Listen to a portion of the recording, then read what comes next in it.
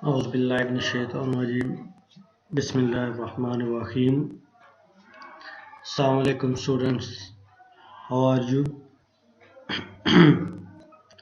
मैं उम्मीद करता हूँ कि आप अब तक कोरोना से बचे हुए होंगे और घर में बैठ के लेक्चर सुन रहे होंगे।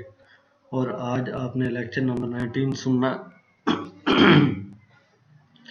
और मुझे ये भी उम्मीद है कि आपने अब तक सब्सक्राइब कर लिया होगा। तो जिन लोगों ने नहीं किया वो सब्सक्राइब कर लें। तो जैसे वो सब्सक्राइब करते हैं फिर लेक्चर नंबर 19 जो हम पढ़ना शुरू करते हैं। जी कर लिया आपने, चले गुड।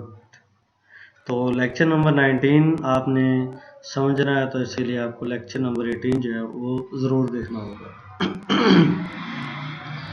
क्योंकि कुछ चीज़ें ऐसी हैं जो कि लेक्चर नंबर 18 के अंदर बताई गई थी, वो आप वहाँ से समझेंगे तो ये आप लेक्चर नंबर 19 जो है वो अच्छी तरह कर सकते हैं।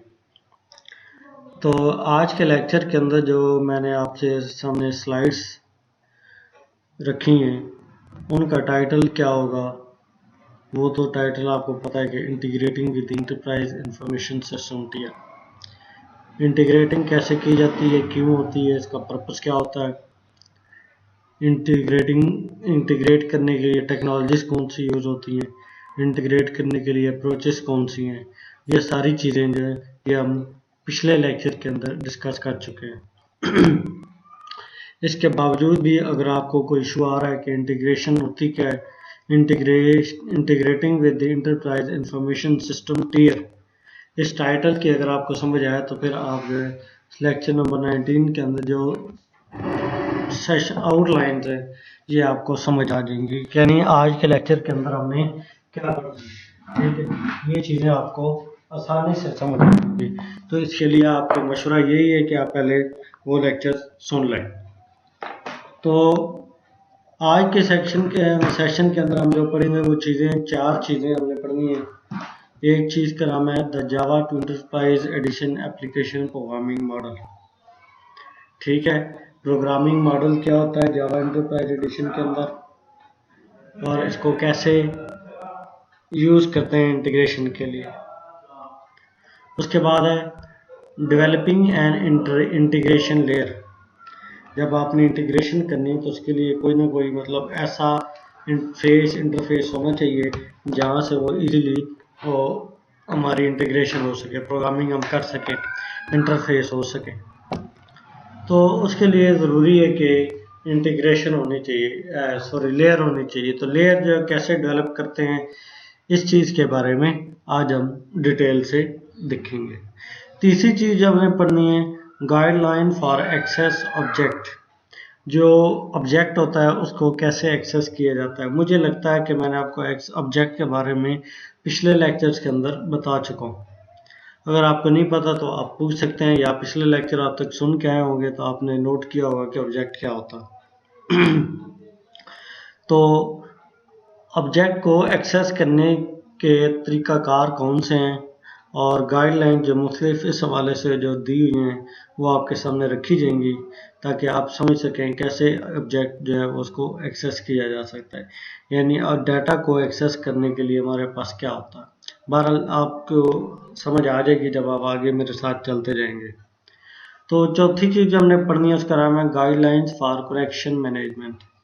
कनेक्शन जो अगर आपने बना लिया है किसके दरमियान, ये अगर आपने, मैंने बताया ना, आपने पिछला लेक्चर सुना हो तो पता होगा कनेक्शन किसके दरमियान बनना है। दोबारा आपको थोड़ा सा बता देता हूँ कि जो यूज़र है उसका इंटरप्राइज इंफॉर्मेशन सिस्टम के साथ, सर्वर के साथ, इन तीनों की कम्युनिकेशन का जो होती है वो कनेक्शन के थ्रू होती है। तो जो कनेक्शन जब बनता है तो उसको मेंटेन रखना होता है। उस कनेक्शन को मेंटेन रखने के लिए क्या गाइडलाइंस होनी चाहिए, क्या प्रोसीजर्स होने चाहिए, ये सारी चीज़ें भी आज आपके लेक्चर में देखेंगे। तो सबसे पहली चीज़ जो Java two enterprise application programming model के, प्रोग्रामिंग मॉडल जो है ये क्या चीज़ होती है। Programming model defines a set of design choices, guidelines and recommendations for application components providers। ठीक है जी, अगर जो भी एप्लीकेशन आप बना रहे हैं, ठीक है, उसके अंदर डिज़ाइन कैसा होना चाहिए, डिज़ाइन ये नहीं है कि उसका इंटरफेस कैसा होना चाहिए, यानी डिज़ाइन ये है कि उसको बनाया किस तरह जाए, उसकी जो डायरेक्टरीज हैं, फोल्डर्स हैं, फाइल्स हैं, उनका स्ट्रक्चर किस तरह होना चाहिए, किस फाइल के अंदर जो है वो किस फोल्डर के अंदर कौन सी फाइल पड़ी होनी चाहिए और कौन सी डायरेक्टरी के अंदर कौन सी लाइब्रेरी पड़ी होनी चाहिए। मुख्तलिफ चीज़ें जो भी हम यूज़ करते हैं प्रोग्रामिंग के दौरान उनके डिज़ाइन चॉइस पे डिस्कस किया जाता है।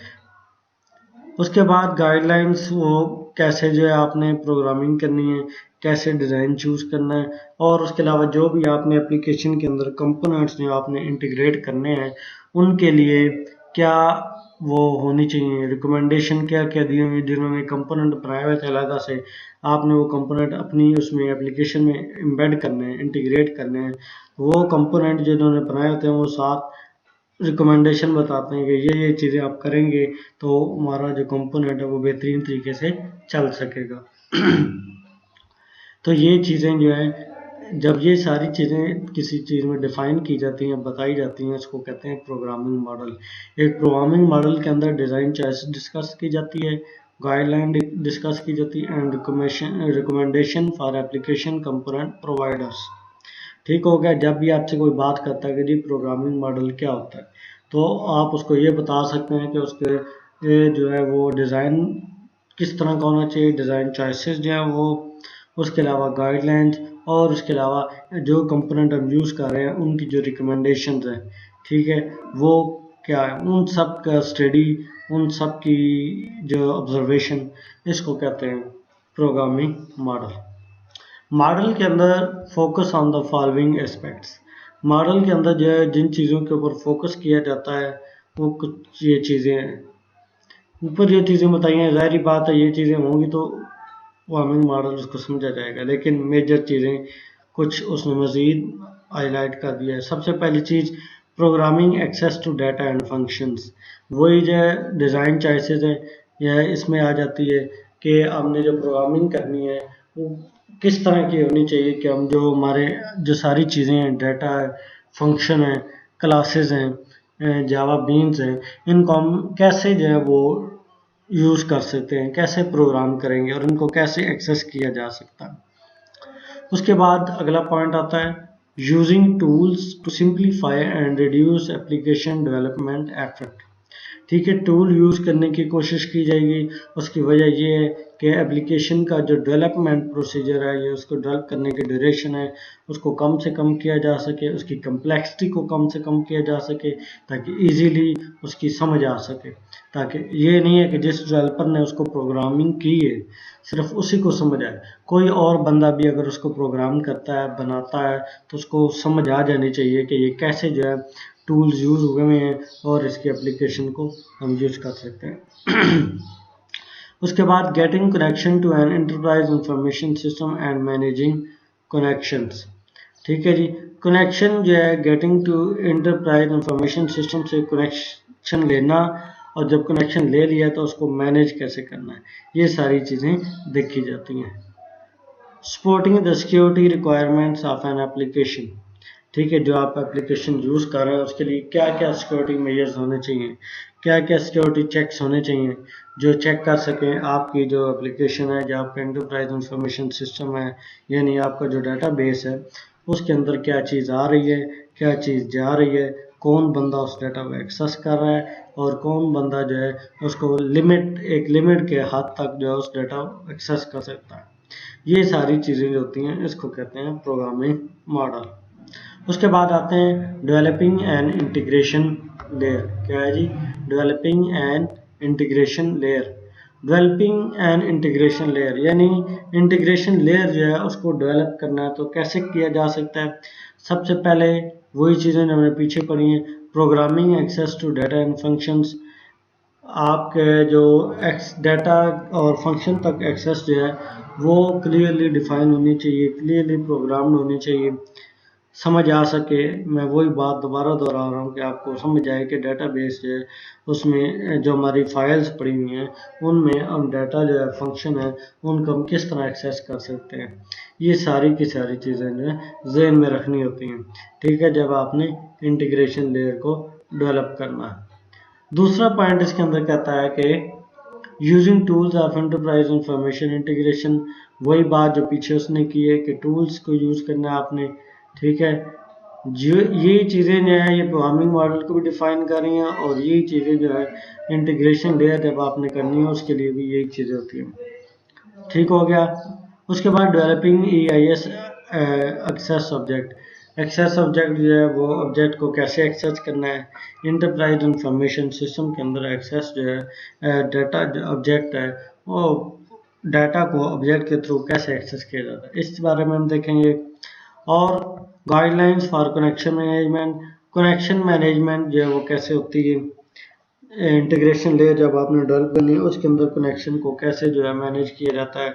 द नेक्स्ट चीज़ है सिक्योरिटी गाइडलाइंस, यानी जब आपने उसकी प्रोग्रामिंग की डाटा भी बना लिए, फंक्शंस भी बना लिए, अब उनको एक्सेस भी कर सकते हैं। उसके बाद फिर हमने उनको मुख्तलिफ टूल्स के साथ इंटीग्रेट भी कर दिया है। उसके बाद हम ऑब्जेक्ट के थ्रू डाटा को एक्सेस भी कर रहे हैं, फंक्शन को एक्सेस भी कर रहे हैं। देन उसके बाद हमारे पास कनेक्शन कैसे मैनेज होता है वो सारी गाइडलाइन पे अमल करते हुए हमने कनेक्शन को भी मैनेज किया हुआ है। अब लास्ट चीज़ है सिक्योरिटी, कि सिक्योरिटी जो है वो कैसे मैनेज की जा सकती है, तो ये चीज़ भी हम इसके अंदर देखेंगे आज के लेक्चर के अंदर कि सिक्योरिटी जो है उसको कैसे मैनेज किया जाता है।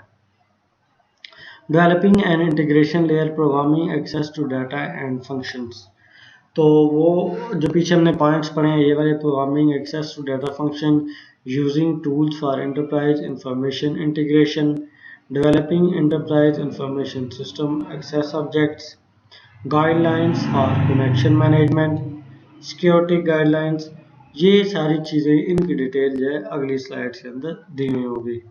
तो सबसे पहले जो डिटेल बता रहा है वो programming access to data and functions के बता रहा है कि इसका मतलब क्या है, जो इतना बड़ा पॉइंट लिखा हुआ है programming access to data and functions.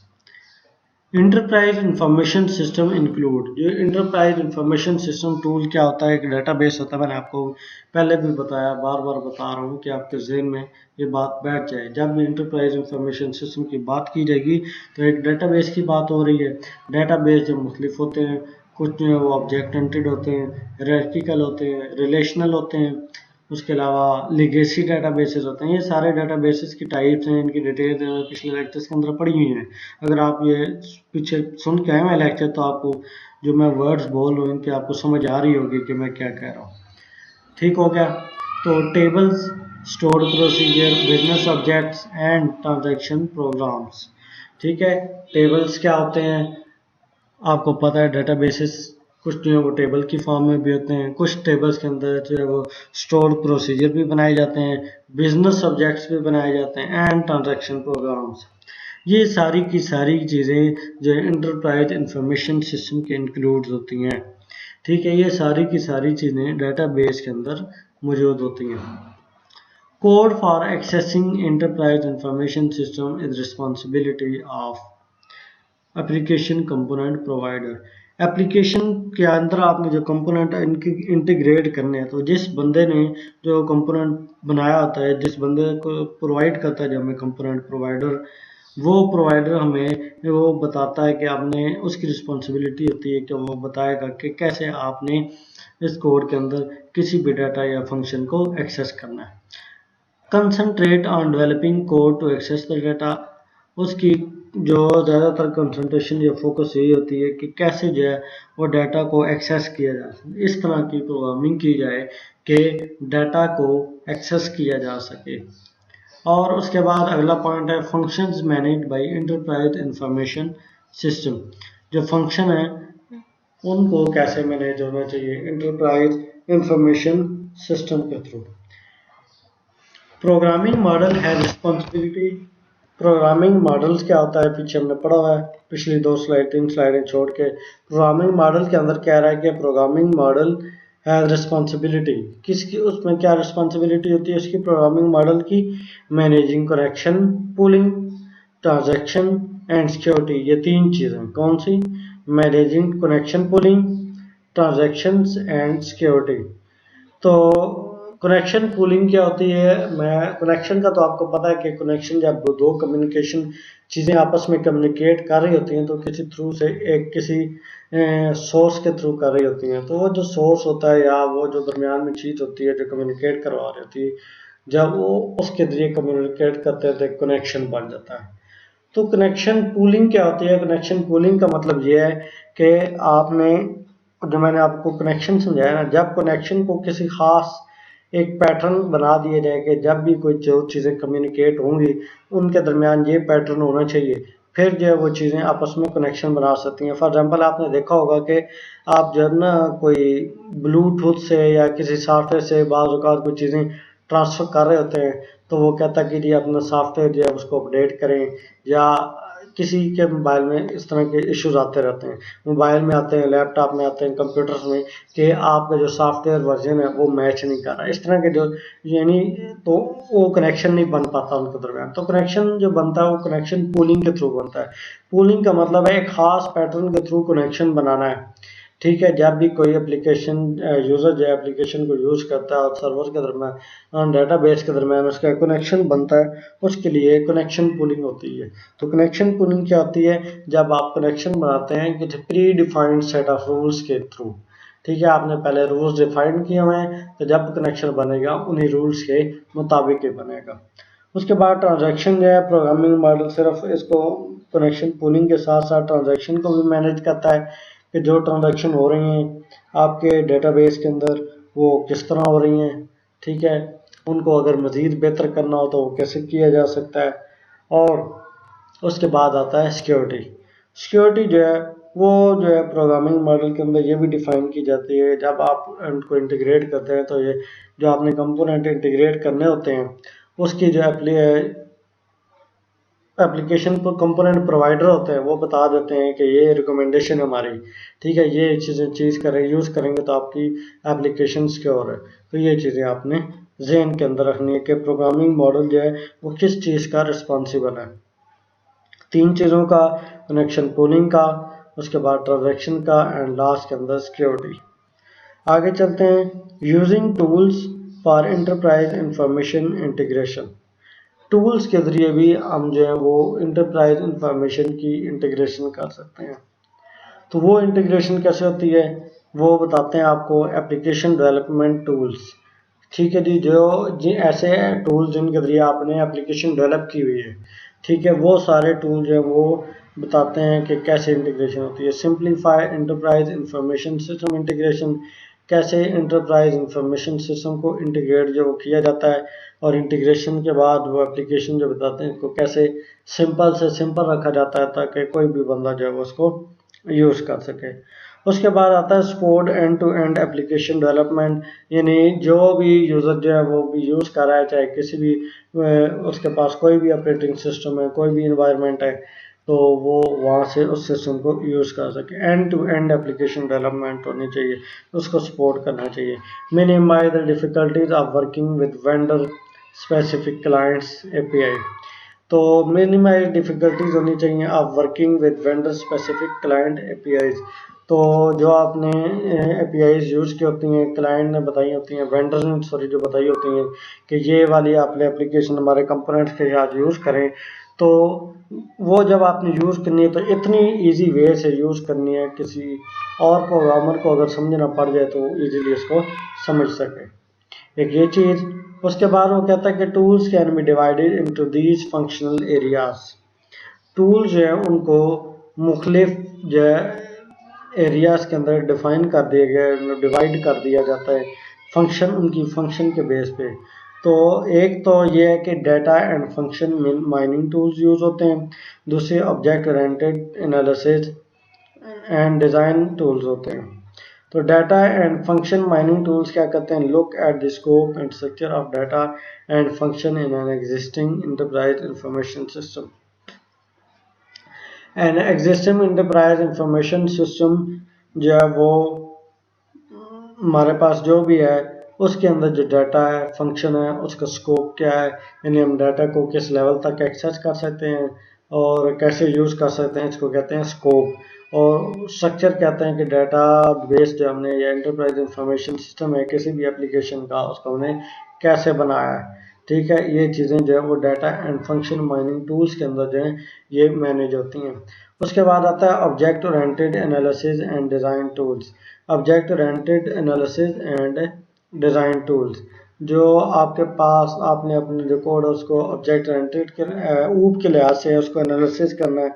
Object जो आपने बनाए हैं वो किस तरह का ऑब्जेक्ट है, कहाँ कहाँ से वो ऑब्जेक्ट जो है वो एक्सेस हो जाता है, और ऑब्जेक्ट के अंदर जो है वो ऑब्जेक्ट के पास कौन कौन सा डाटा और फंक्शन है।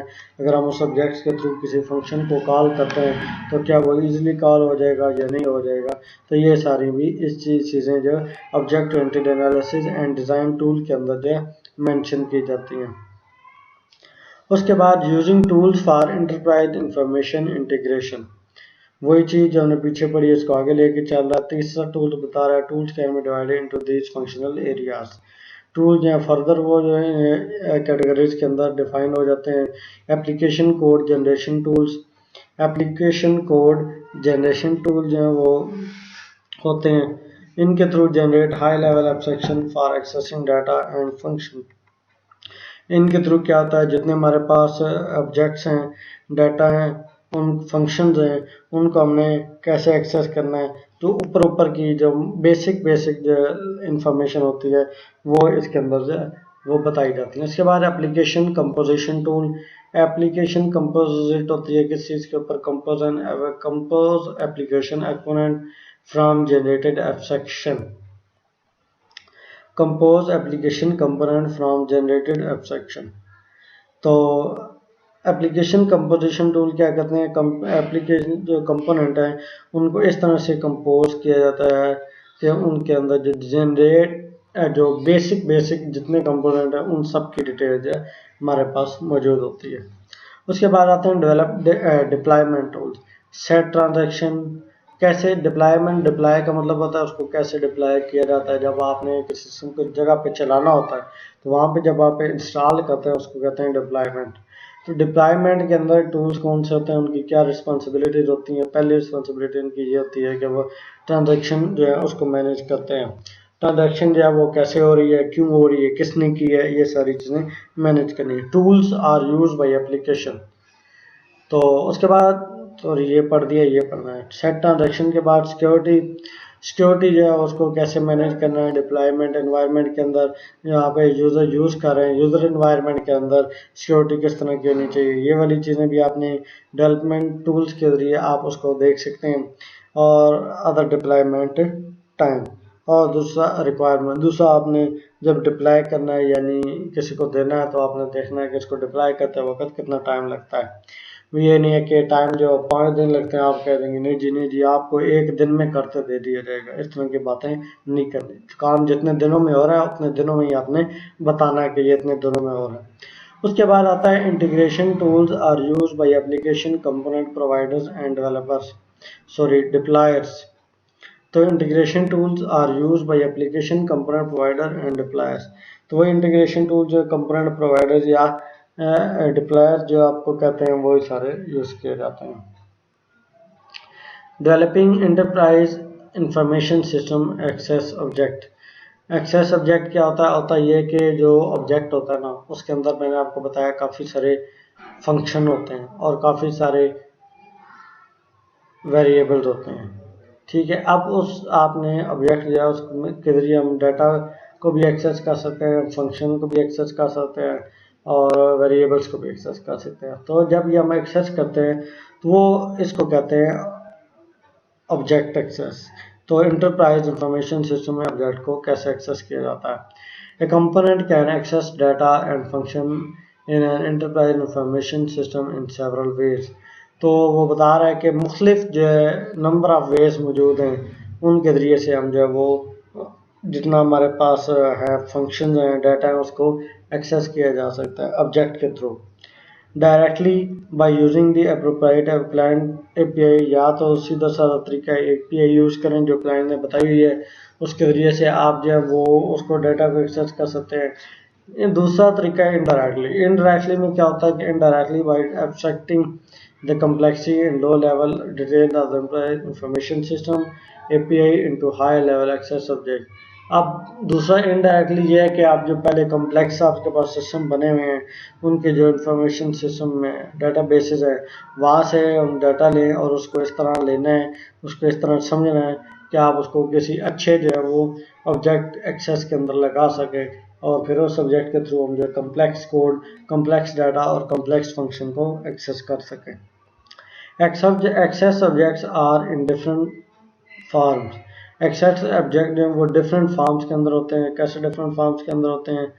N access object that encapsulate one or more information system function. Access object जो है वो उसके पास जो है वो मुख्तलिफ कंपोनेंट इनका वो मुख्तलिफ ऑब्जेक्ट के अंदर इनकैप्सुलेट होते हैं। जो एक ऑब्जेक्ट एक्सेस होता है वो काफ़ी सारे इंटरप्राइज इंफॉर्मेशन सिस्टम जो है डाटा बेसिस हैं उनको एक्सेस, उनके फंक्शन को उनके अंदर वो सारे फंक्शन जो है वो ऑब्जेक्ट के अंदर इनकैप्सुलेट होते हैं। Associated with remote enterprise information system functions and abstract low-level aspects of accessing enterprise information system।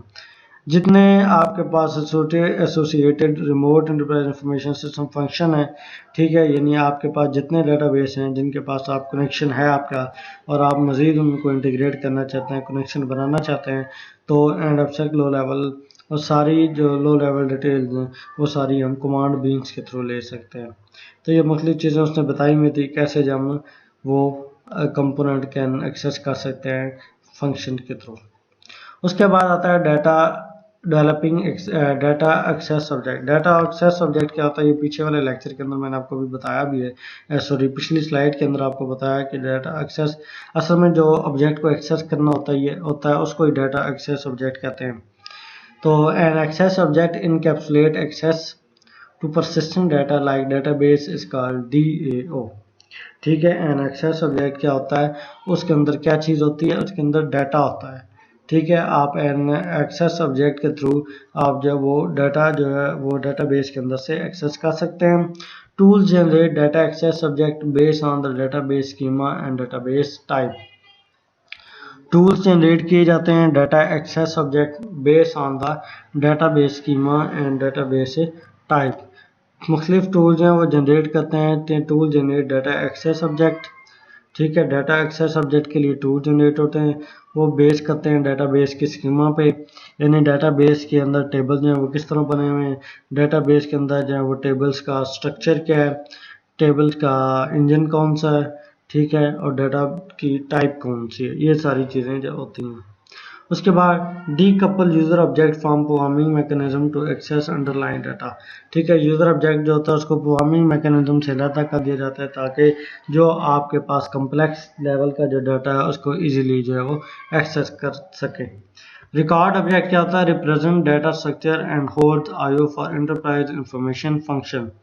Represent data structure, जो रिकॉर्ड ऑब्जेक्ट ना ये क्या करते हैं? ये डाटा स्ट्रक्चर को रिप्रेजेंट करते हैं। ठीक है, जो मैंने आपको बताया ना कि डाटाबेस के अंदर टेबल्स होते हैं, हर टेबल के अंदर भी रो भी होती है, कॉलम भी होते हैं। तो ये जो रो होती है उसके अंदर हर कॉलम की ना जो कॉलम होता है उसकी अपनी एक वैल्यू होती है, तो उसको रिकॉर्ड कहते हैं। तो जो represent data structure and holds IO for enterprise information system function. Enterprise information system function की जो इनपुट है आउटपुट है वो सारे रिकॉर्ड ऑब्जेक्ट जो है इसके थ्रू रिप्रेजेंट की जाती है। कस्टम इम्प्लीमेंटेशन होती है। Tools generate the object from the meta information in a repository। Tools generate होते हैं, क्या करते हैं? टूल जनरेट करते हैं the object from the Meta information in repository. जो आपके पास आपके डाटा वेयर हाउस के अंदर जो सारी इंफॉर्मेशन पड़ी हुई है उसको मेटा इंफॉर्मेशन के थ्रू जो है वो एक्सेस किया जाता है, आपकी सारी रिकॉर्ड इंफॉर्मेशन को। Generic implementation, it access meta information from meta data repository at run time. Generic implementation का मतलब ये है कि ये आपका जो डेटाबेस है ना उसकी जो जनरल डेफिनेशन है, जो मतलब कह लें कि आपके डेटाबेस के अंदर बहुत सारा डाटा पड़ा है, ठीक है, उसकी जो ओवरऑल समरी होती है उसको कहते हैं मेटा डाटा। वैसे मेटा डाटा की डेफिनेशन होती है डाटा अबाउट डाटा, यानी जो आपके डाटा पड़ा हुआ है उसमें हर डाटा की आपने फर्दर एग्जांपल देनी है। फॉर एग्जांपल मेरे डेटाबेस के अंदर एक नाम लिखा हुआ है, ठीक है, नाम जो है वो कुछ मतलब अली नाम लिखा हुआ है, तो मैं सच के जो अली जो है वो उसके बाद इमेज पड़ी है मेरे डाटाबेस के अंदर, तो ये मुझे पता है जो नाम है वो एक स्ट्रिंग है, इमेज जो है वो मल्टीमीडिया टाइप है, तो यहाँ से मुझे उसका स्ट्रक्चर पता चल गया। तो बेसिक डाटा इंफॉर्मेशन ले ली हमने। डाटा की भी इंफॉर्मेशन जब होती है, डाटा जब इकट्ठा किया जाता है उसको मेटा डाटा कहते हैं। Data about data is called meta data. उसके बाद developing enterprise information system object using access object define a one to one association between component and access object. One to one association होती है component की और access object के दरमियान। Each access object encapsulate the EIS functionality required by particular component. हर जो access object होता है वो इंटरप्राइज इंफॉर्मेशन सिस्टम की जितनी भी फंक्शनैलिटी है उनको उसको इनकैप्सुलेट किया होता है। हर कंपोनेंट के लिए अपनी एक फंक्शनैलिटी होती है, तो उसके लिए जो उसका डाटा होता है उसको एक्सेस करने का भी अपना एक तरीकाकार होता है। Define components to generate aggregate the behaviour of multiple access object. Component का जो एग्रीगेट है उसके बाद बिहेवियर जो है वो डिफाइन किया जाता है कि component aggregate the behaviour of multiple access object. जब मल्टीपल आप ऑब्जेक्ट क्रिएट कर रहे हैं एक एप्लीकेशन के अंदर, तो उनकी एक्सेस जो है वो किस तरह की होती है, ये चीज़ें देखी जाती हैं। Often use when component access multiple, यानी मल्टीपल यानी आपका डाटा जो है वो बेस जो है वो डाटा बेस मुख्तलिफ जगहों पर पड़ा है, तो फिर आपने क्या करना है, उसको कैसे एक्सेस करना है, इस चीज़ के बारे में बताया जाता है। ठीक हो गया जी, आगे चलें, आगे चलते हैं जी। अब आती हैं guideline access object. Access object के लिए गाइडलाइंस क्या क्या है। सबसे पहली गाइडलाइन ये है, access object should not make assumption about the environment in which it will be deployed and use. Access object जो है वो इस तरह का होना चाहिए कि वो एग्जम्पशन ना दे सके कि इसके अंदर जो एनवायरनमेंट है वो किस तरह का बना हुआ है, डाटा को हमने किस तरह इंस्टॉल किया। उसकी वजह ये होती है कि ताकि अगर कोई हैकर जो है कोई और थर्ड पार्टी जो उसको एक्सेस करने की कोशिश करती भी है तो उसको समझ ना आ सके कि वो क्या रहा है। उसके बाद an access object should be designed to be usable by different types of component। होना इस तरह का चाहिए कि हर तरह का कंपोनेंट जो उसके अंदर वो उसको सपोर्ट करता हो, उस पर चल सकता हो। An access object should not define declarative transaction और security requirements of its own. Access object कभी भी खुद से जो है वो इस तरह का नहीं होना चाहिए कि उसकी जो इन्फॉर्मेशन बताना शुरू कर दे, जो भी आपने चीज़ रिट्रीव की है, फेच की है, वो बताएगी इसकी ये इसका डाटाबेस जो ये वाला है, इसका डाटाबेस की आगे फर्दर इंफॉर्मेशन, डाटा के अंदर जो रोज़ कॉलम है, टेबल्स बने हुए हैं, उनकी डाटा टाइप्स क्या क्या है, ये सारी चीज़ें उसको खुद से नहीं बतानी। ट्रांजैक्शन जो भी हो रही है वो खुद से ना डिफाइन करे कोई भी एक्सेस ऑब्जेक्ट। और सिक्योरिटी के भी सारे यही सिचुएशन है कि सिक्योरिटी वो जो है वो खुद से ना एलेबोरेट करे जी मैंने ये वाला मैकेनिज्म यूज़ किया हुआ सिक्योर होने के लिए, ऐसा नहीं होना चाहिए। अगर आप ये बता देंगे कि मैंने सिक्योर होने के लिए क्या क्या यूज़ किया हुआ है, तो फिर लोगों को पता होगा कि ये सिक्योरिटी जो होती है इसके लिए ये वाला तोड़ है, इस सिक्योरिटी के लिए ये वाला तोड़ है, तो फिर उसका तोड़ निकाल लेते हैं। All programming restriction that apply to a component apply to the set of access object associated with it। जितनी आप प्रोग्रामिंग रिस्ट्रिक्शन जो आप कंपोनेंट के ऊपर लगाती हैं वो सारे के सारे जो आपकी रिस्ट्रिक्शन है वो एक्सेस ऑब्जेक्ट के भी ऊपर होनी चाहिए। ये नहीं है कि आपने सिर्फ प्रोग्रामिंग जो है उसके ऊपर सारी रिस्ट्रिक्शन लगाई हुई है और ऑब्जेक्ट को एक्सेस करने के ऊपर कोई रिस्ट्रिक्शन नहीं है, ऐसा नहीं होना चाहिए, उसके ऊपर भी रिस्ट्रिक्शन होनी चाहिए। उसके अगली साइड में guideline for connection management. Connection जब बन जाता है तो उसको मैनेज करने का क्या तरीका होता है। सबसे पहला तरीका यह है कि connection should manage efficiently connection manage होना चाहिए। जब जैसे कनेक्शन बना है उस टाइम से लेके जैसे ही कनेक्शन एंड होता है तो जो भी कनेक्शन है, सेशन है, उसको आपने रिकॉर्ड में रखना है कि ये बंदा आया था, इस टाइम पे आया और इस टाइम पे गया और उसने ये काम किए हैं। कनेक्शन को मैनेज करके रखना। Connection are expensive to create and remove. Connection जो है वो थोड़ा एक्सपेंसिव होते हैं क्रिएट होने में भी और रिमूव होने में भी। जावा एंटरप्राइज एडिशन एप्लीकेशन सर्व सपोर्ट कनेक्शन पूलिंग। तो कनेक्शन पूलिंग क्या होती है वो बता रहा, मैंने पहले भी बताया कि प्री डिफाइंड रूल जब आप डिफाइन कर देते हैं, जब भी कनेक्शन बने तो ये वाले रूल्स फॉलो होने चाहिए। उनको कनेक्शन पूलिंग कहते हैं। तो जावा एंटरप्राइज एप्लीकेशन के अंदर जो ये वो कह रहा है कि ये सपोर्ट करनी चाहिए, यानी कि जब आपने कनेक्शन मैनेज करना है तो इस तरह की एप्लीकेशन चाहिए कि वो कनेक्शन पूलिंग को सपोर्ट करती हो। Java two enterprise connector architecture makes pooling is efficient, scalable and extensible. पिछले लेक्चर के अंदर आपने पढ़ा होगा कि हमने कनेक्टर की बात की, कनेक्टर आर्किटेक्चर। तो कनेक्टर आर्किटेक्चर जो है वो यूज़ करने के फ़ायदे नुकसान क्या है, तो वहाँ पर भी हमने देखे थे, दोबारा यहाँ पे देखते हैं कि इसका दोबारा मतलब ये है कि वो किसी भी पूलिंग जो होती है हमारी सेशन को जो मेंटेन करना होता है उसको एफिशिएंट करता है, उसके बाद स्केलेबल करता है। किसी भी इन्वायरमेंट के अंदर आप हैं तो उसको समझ लेगा, सुन लेगा कि आप क्या कह रहे हैं, आप उसको क्या कहना चाह रहे हैं, ठीक है, हो गया। उसके बाद आगे एक्सटेंसिबल होना चाहिए, यानी आपने कोई जो वो यूज़ कर रहे हैं, आप कनेक्शन पूलिंग यूज़ कर रहे हैं तो आप उसको एक्सटेंड करना चाहते हैं तो उसको एक्सटेंड भी किया जा सके। देन आता है by pooling connection can be shared among concurrent session. Pooling के थ्रू जो है कनेक्शन जो है वो जो कंकरेंट सेशन होते हैं, एक ही टाइम पे मुख्तलिफ सेशन बने होते हैं, उनके दरमियान भी डाटा शेयर किया जा सकता है। मुख्तलिफ सेशन के दरमियान डाटा शेयर भी हो सकता है। देन उसके बाद स्लाइड में कहता है connection management by component type.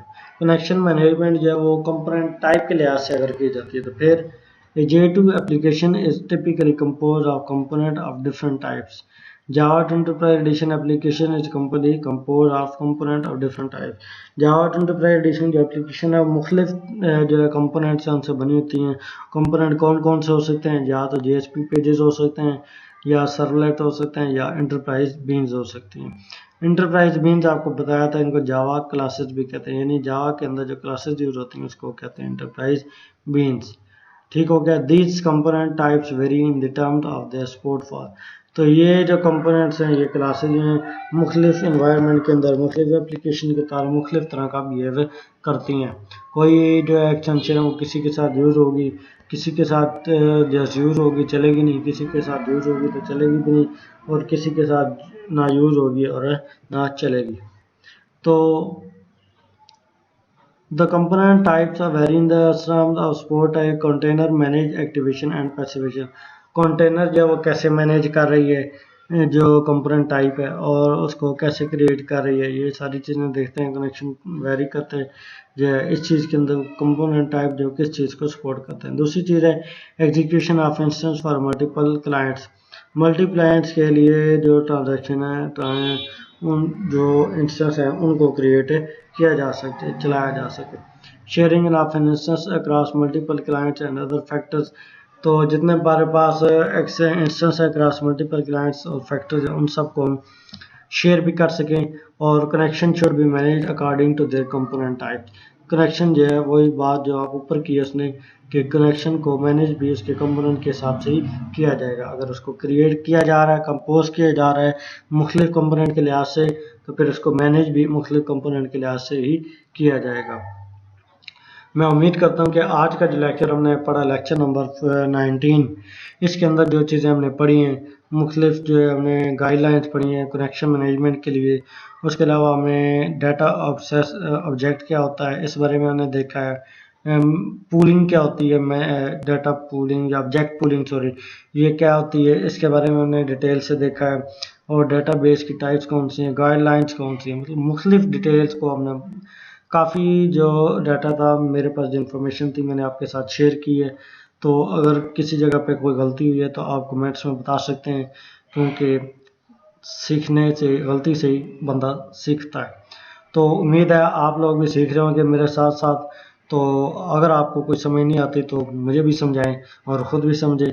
तो चैनल को सब्सक्राइब करना मत भूलिए, आपको ये मैसेज हर वीडियो के अंदर बताया जाता है। तो कोई क्वेश्चन हो तो आप कमेंट सेक्शन के अंदर पूछ सकते हैं। अल्लाह हाफिज़।